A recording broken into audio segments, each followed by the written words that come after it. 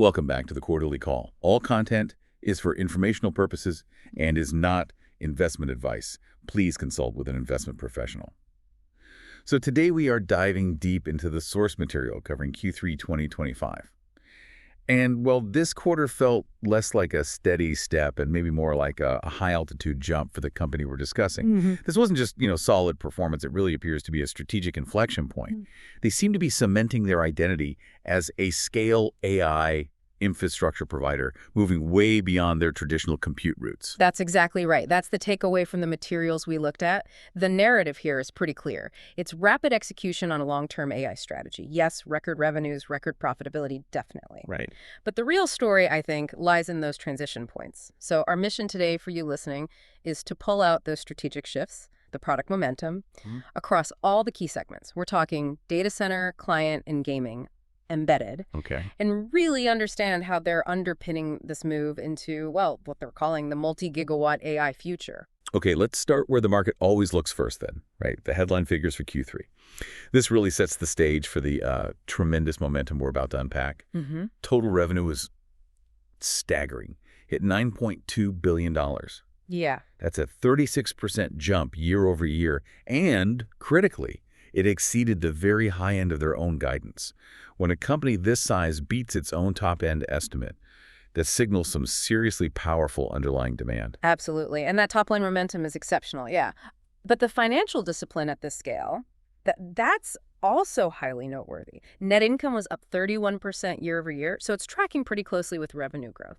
But the metric that, for me, really defines their operational efficiency right now, free cash flow, it more than tripled. Tripled, wow. Yeah, that leap in cash generation, it's flowing primarily from record sales of their high-value stuff, EPYC, Ryzen Instinct processors. It basically confirms they're getting exceptional operational leverage as production ramps up. And just drilling down on that key profitability measure if anyone watches.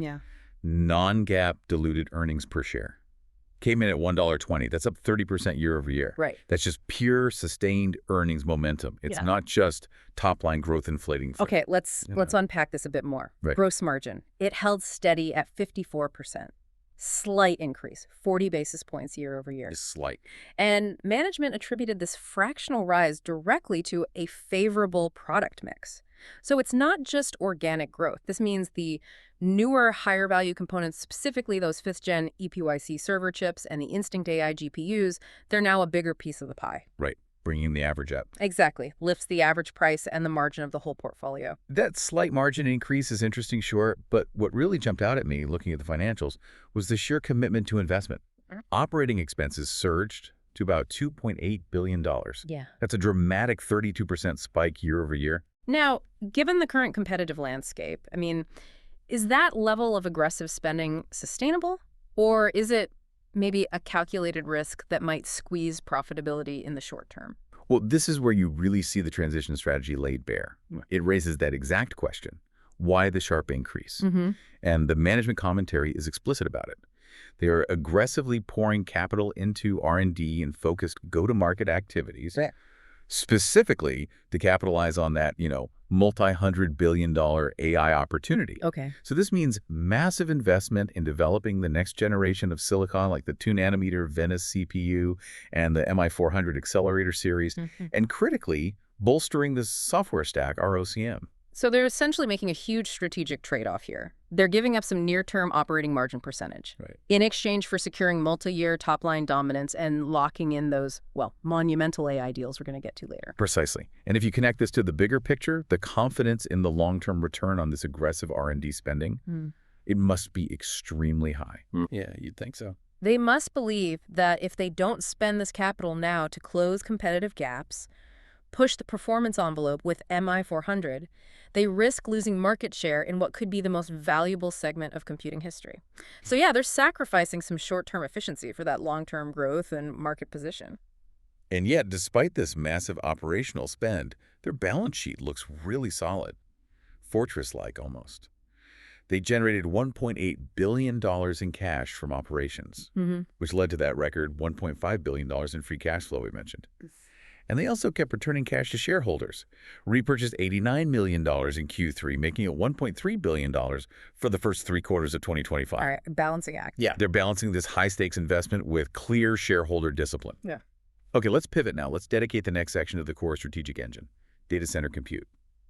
This segment isn't just growing. It feels like it's defining the future direction of the whole company. Absolutely. The data center segment, it didn't just meet expectations, it set a new historical watermark, and it was driven by both traditional server processors and those surging AI GPUs. The numbers are definitely compelling. Record revenue, $4.3 billion. That's an impressive 22% increase year over year. And wow, a stunning 34% sequential increase quarter over quarter. That sequential jump is huge. Yeah, operating income for the segment was $1.1 billion, maintaining a strong 25% margin. But yeah, that sequential jump really signals a break from previous trends, doesn't it? It does. And what's fascinating here is that this growth relies on a robust kind of dual engine approach. Okay. You've got the strong foundation of the traditional server CPU business, EPYC, which hit an all-time high in revenue. And you have the data center AI GPU business scaling rapidly, driven by the current gen MI350 ramp. The strength is diversified within the data center itself. All right, let's dig into the EPYC engine first then, the server CPU momentum.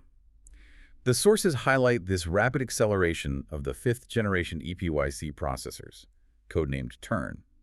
What exactly defined this ramp? How did it happen so fast? Well, the ramp of these turn chips has been pretty exceptional, both in speed and scale. They accounted for nearly half of the overall EPYC revenue of just this quarter. Half already. Yeah.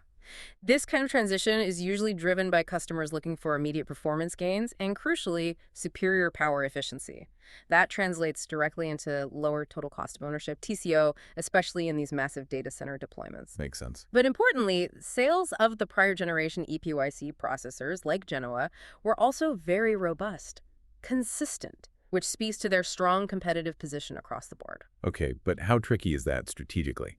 Managing such a fast ramp of Turn while still selling a lot of Genoa. Is there a risk of confusing the market or maybe cannibalizing higher margin older stock? That's a really good question. And the data suggests they're managing it carefully.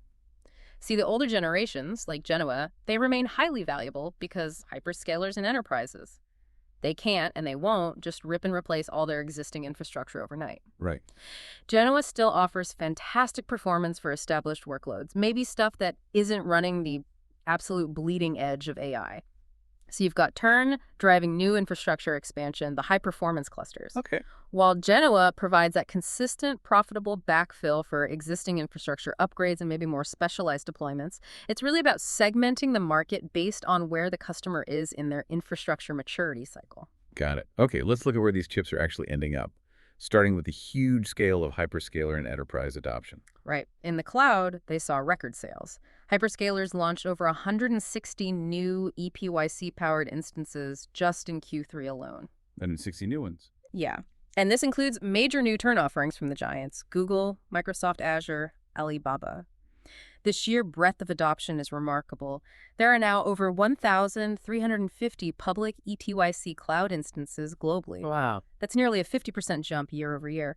And that number, 350 instances, that translates directly into developer accessibility. It means the platform is truly becoming ubiquitous in the cloud environment. And it's not purely a cloud story, right? The Right. enterprise adoption seems to be picking up speed too, which suggests workload diversification. Correct. EPYC server sell-through in the enterprise market increased sharply, both year over year and sequentially. Over 170 fifth-gen EPYC platforms are now available from all the major vendors, HPE, Dell, Lenovo, you name it. Okay. And they're securing large wins across those high-value, compute-intensive sectors: tech, telecom, financial services, automotive. This enterprise penetration is vital because those are often stickier customers, longer procurement cycles. Right. The key winning argument seems to be that combination of superior performance, substantial TCO advantages, and really comprehensive OEM support. Okay, now here's where it gets really interesting, I think. This potentially changes the long-term outlook for the whole EPYC line. The management specifically called out a powerful catalyst for the server business, and its AI workloads requiring significant general-purpose CPU capacity. This is arguably the most crucial strategic observation in the entire source material regarding the CPU business. You're right. AI isn't just about the specialized hardware, the GPUs. The complexity of AI today, especially with things like agentic frameworks, retrieval augmented generation, or RHV models, large-scale data pre-processing it actually requires massive general-purpose compute to support the GPUs. Can you break that down a bit more? Why is EPYC suddenly so critical to these AI workflows? What specific tasks are these CPUs handling? Okay, think of the CPU as the necessary co-pilot and orchestrator for the GPUs. Yep. For any large-scale AI deployment, the EPYC CPUs are handling, let's say, 4 key tasks. First, data preparation and loading. You got to feed terabytes of data quickly and efficiently to the hungry GPUs. Second, inference orchestration and load balancing, managing millions of real-time requests across potentially thousands of accelerators. Third, serving specialized layers of these complex multimodal models, or maybe vector databases, that aren't optimally suited for GPU acceleration. Okay. And finally, agentic reasoning. These complex logical workflows that require substantial general-purpose compute outside the core neural network number crunching. This mix makes the CPU demand durable, not just tied to a simple hardware refresh, it's tied to the complexity of AI itself. So this isn't just a short-term thing then. It sounds like a fundamental, durable shift in server demand driven by the growth of AI complexity. Exactly. They expect this increased CPU demand to be a multi-quarter phenomenon extending well into 2026. And this reinforces the need for both their latest turn products, which push performance and core counts, driving up average selling prices, ASPs, and also the reliable supply of previous generations, like Genoa.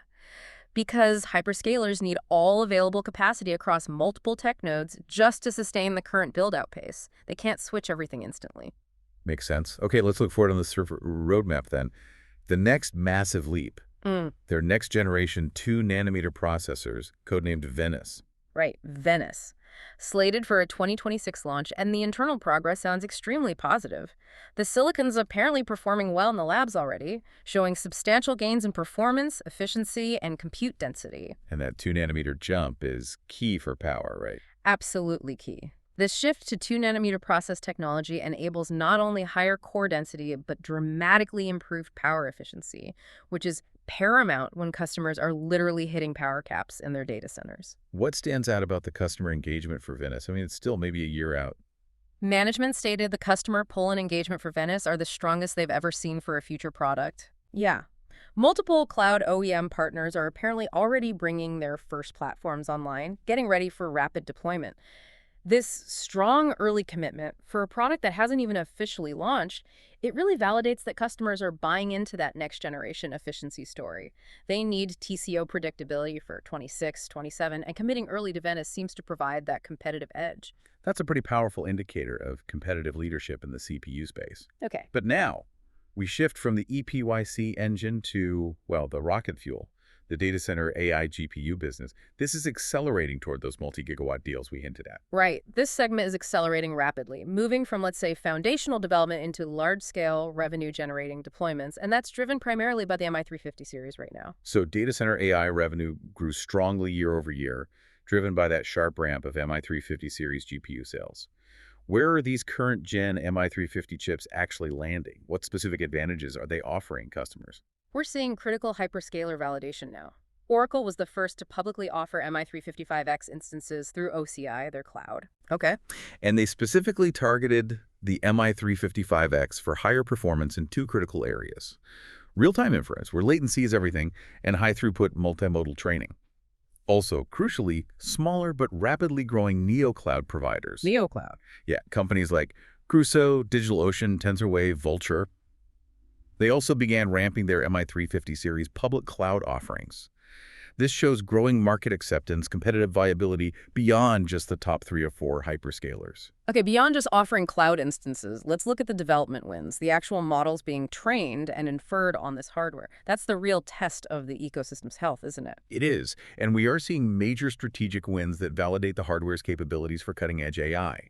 For large-scale training, for instance, IBM and Zebra committed to training future multimodal models on a large-scale MI300X cluster. Okay. And critically, Cohere, a leading large language model developer, is using the MI355X at OCI to train its command family of models. That is significant. It's highly significant because it puts the hardware directly into the hands of one of the world's most advanced model builders.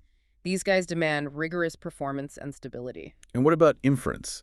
That's the massive high-volume market where TCO is king. Who are the new partners there? Well, new partners like Character AI and Luma AI are now running production workloads on the MI300 series. This is key because it confirms the performance and the total cost of ownership advantages for real-time AI apps. Right. Production means it works reliably. Exactly. For inference, it's not just about raw speed. It's about throughput, efficiency of both the chip and the software stack. Running production workloads confirms the platform is stable and ready for those high-demand 247 environments. Okay, you mentioned the software stack. All this amazing silicon is kind of pointless without the ecosystem, right? Let's talk about ROCm7. The competition has long claimed their integrated software stack is their moat. ROCm historically has been seen as playing catch-up. How significant is this ROCm7 launch? The importance of the software just cannot be overstated. And you're right, ROCm has historically been seen as a competitive weak point. The launch of ROCm7 is designed to fundamentally change that perception.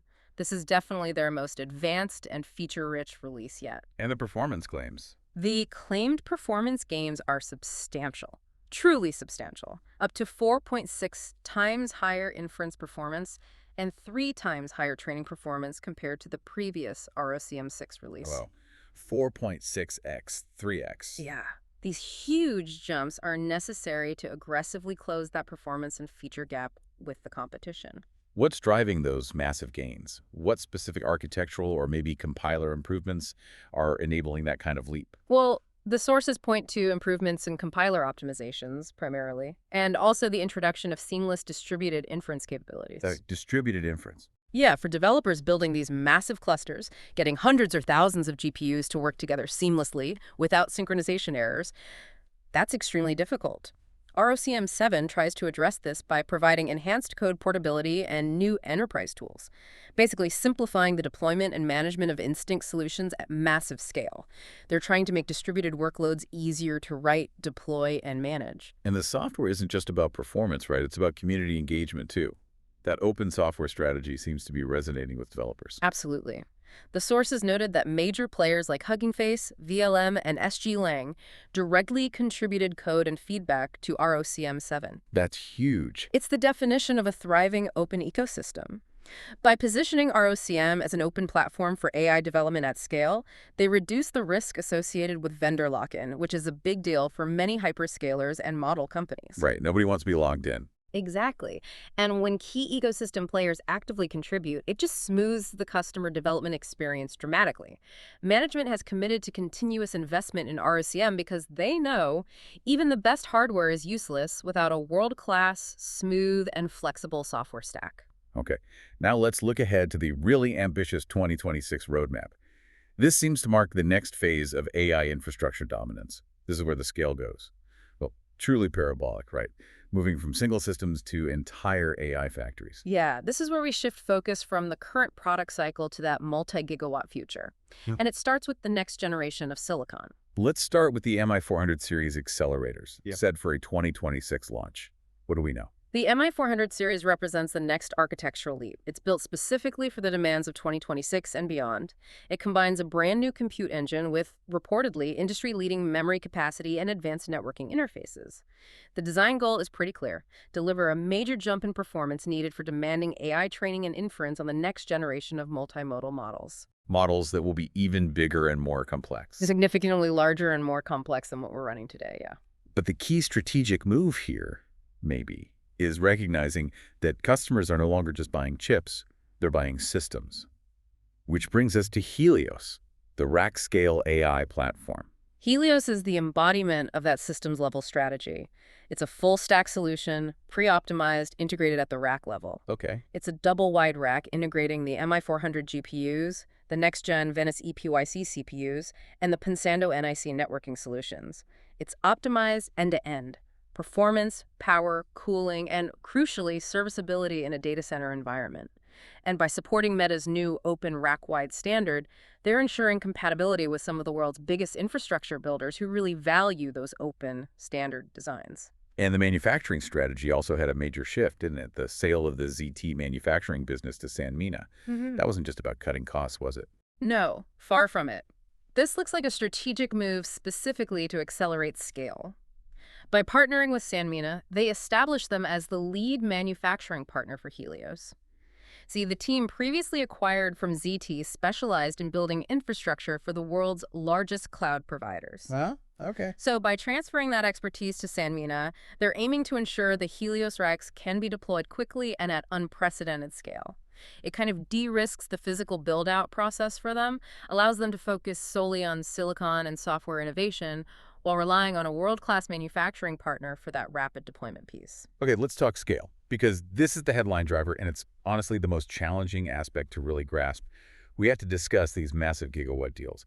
The announcement with OpenAI, it's transformative. It truly changes the playing field. It's a comprehensive multi-year agreement to deploy a staggering 6 gigawatts of Instinct GPUs. 6 gigawatts. To put that in perspective, the first gigawatt of MI450 series accelerators is scheduled to start coming online in the second half of 2026. Right. If we translate 6 gigawatts, that's 6,000 megawatts. A typical hyperscale data center facility might draw, 50 to 100 megawatts? Right. We are talking about the power capacity equivalent of maybe 60 to 120 massive data centers committed to a single customer over multiple years. It's just mind-boggling scale. And that clearly establishes them as a core compute provider for OpenAI. What does the partnership actually entail beyond just selling hardware, Right. especially given that unique warrant structure used to secure it? Yeah, the partnership sounds exceptionally deep. They'll be working closely together on future hardware, software, networking, system-level roadmaps, technologies, the works. OpenAI's decision to use these platforms for their most sophisticated and complex AI workloads. It sends a really clear signal about the perceived performance and TCO advantages of the Instinct GPUs and the Open ROCm software stack. Management expects this partnership to significantly accelerate the data center AI business. They threw out a number, potentially generating well over $100 million in revenue over the next few years, just based on the initial expected deployment schedule. Okay, let's talk about that warrant structure for a second. Why would a tech company use warrants instead of just a standard volume purchase agreement for a massive hardware sale like this? Yeah. How does that align incentives? Right, it's unusual. It was explicitly described as a unique agreement designed to secure not just a sale, but a deep partnership and multi-year, multi-generation significant scale. A warrant structure where OpenAI gets warrants convertible into shares if they hit certain volume or strategic milestones. It aligns the buyer's financial success with the seller's long-term stock performance. Ah, I see. It essentially binds the partnership together more tightly, ensures both parties have a vested interest in the long-term success of the product roadmap and the ecosystem development. It secures future revenue streams for the company, while giving OpenAI a financial incentive to collaborate deeply on that software and hardware co-optimization. It's clever. And OpenAI isn't the only giant making a large commitment to the MI450, right? Oracle Cloud Infrastructure, OCI, they're also planning a massive deployment. That's right. OCI has been named a lead launch partner for the MI450 series. They plan to deploy tens of thousands of MI450 GPUs starting in 2026, expanding through 2027 and beyond. So yes, this demonstrates significant customer concentration initially, but more importantly, it shows a rapidly broadening base of hyperscale deployments that are relying on the next generation of the Instinct platform. They're securing leadership partners across multiple major cloud providers, not just one. And the reach of this tech isn't limited to commercial hyperscalers either, is it? It extends into national supercomputing and these sovereign AI initiatives globally. Exactly. We're seeing key wins both globally and domestically, which highlights the performance credibility of the platform. For instance, in the UAE, Cisco and G42 are going to deploy a large-scale AI cluster powered by Instinct MI350X GPUs. Okay. And domestically, they're partnering with the U.S. Department of Energy and Oak Ridge National Labs to build something called Lux.AI. It's billed as the first AI factory dedicated purely to scientific discovery. What powers Lux.AI and what are the implications of this kind of government adoption? Lux.AI, which should come online in early 2026, will be powered by the current Instinct MI350 series GPUs, EPYC CPUs, and Pensando networking. It provides a secure, open platform for large-scale training and distributed inference, specifically in a national lab setting. Okay. And looking further out, the U.S. DOE also selected the upcoming MI430X GPUs and EPYC Venice CPUs to power Discovery, the next flagship supercomputer at Oak Ridge. This really positions their technology at the absolute forefront of AI-driven scientific computing, using these MI430X GPUs, which seem designed specifically for these nation-scale programs. Okay, this all raises a really important question, though. With such massive deals, particularly that 6 gigawatt OpenAI commitment, how do they manage the strategic risk of large customer concentration? And what does this mean for their supply chain strategy? Yeah, that's a critical point, and management did address it head-on in the materials. While the OpenAI deal is obviously massive, the stated goal is not to be reliant on just one customer. They claim they are dimensioning the supply chain to support multiple customers at a similar scale by the 2027-2028 timeframe. Multiple gigawatt scale customers. That's the plan, building capacity for a broad set of hyperscalers and key partners globally. And what about supply constraints? When you talk about multi-gigawatt deals, infrastructure itself must become the ultimate bottleneck, right? Is the issue silicon manufacturing, or is it something else entirely? The sources confirm exactly that. The constraint challenge is multi-layered, and increasingly, it's not the silicon itself. The bottlenecks are physical data center infrastructure, power availability, and specialized component supply, think HBM memory. Power availability, in particular, is extremely tight globally. Right. The solution requires very, very tight planning with customers. We're talking up to 2 years out on power capacity and physical data center footprint. Fortunately, they seem to feel their silicon supply chain is well prepared for the growth they anticipate, but the infrastructure ecosystem has to catch up to this multi-gigawatt reality. That's the big challenge. Okay, wow. Yeah. We've covered the data center engine pretty exhaustively. Let's broaden the view now. The other segments also showed record performance, which is vital for overall stability and, non-AI revenue predictability. The client and gaming segment had a phenomenal quarter. Yeah, this segment is a huge story of recovery and strength outside the AI halo. Its growth really validates the stability of the core business, even while AI steals the spotlight. Segment revenue jumped a massive 73% year over year to $4.0 billion. Delivered operating income of $867 million, resulting in a strong 21% margin. Let's break that down. Starting with the client business PC processors, achieved record revenue of $2.8 billion. That $2.8 billion record, It was driven by record sales of Ryzen processors and, again, that richer product mix. Higher-end chips selling well. This signals strong competitive performance for the Ryzen 9000 series, and importantly, a clear recovery in the underlying PC market itself. Specifically, desktop CPU sales hit an all-time high. What's driving that desktop strength, especially in an era where everyone seems focused on mobile and laptops? Well, that desktop strength was led by really robust demand for the Ryzen 9000 processors, particularly for those high-value applications. Serious gaming, productivity, professional content creation. And power users. Exactly. Users who prioritize raw performance and maybe power efficiency isn't their absolute top concern compared to getting the job done fast. Yeah. Crucially, though, the commercial momentum also accelerated sharply. Ryzen PC sell-through was up over 30% year over year. They secured large enterprise wins across healthcare, financial services, manufacturing. Okay. This is critical because commercial wins are sticky. They represent long-term market share gains, often tied to predictable refresh cycles, and it's likely driven by the integrated NPU capabilities for this emerging AI PC market as well. So the client recovery is kind of a dual story then. Yeah. Enthusiast adoption on the desktop side, plus crucial commercial enterprise wins driven by performance and maybe that push toward integrated AI functionality. Precisely. It shows they're successfully executing against the Windows ecosystem refresh cycle and leveraging their integrated graphics and NPU leadership in a very competitive landscape. Okay, moving to gaming within that segment. Yeah. That revenue also saw a huge spike, rising 181% year over year to $1.3 billion. That's a staggering number. It is, but that number needs context. A large part of this was semi-custom revenue. The consoles. Right. This segment increased significantly because both Sony and Microsoft were actively preparing their inventory for the crucial holiday sales period. They ramped production ahead of Q4 to make sure there's enough console stock on the shelves, so that huge spike is pretty typical of the console manufacturing cycle. It's lumpy. Gotcha. What about discrete gaming graphics cards then? The Radeon line, how did that do? The gaming graphics revenue showed strong channel sellout, driven, they say, by the performance per dollar leadership of the Radeon 9000 family. We're also seeing rapid adoption of FSR4, their Fidelity FX Super Resolution technology. Okay, let's explain FSR4 briefly for listeners.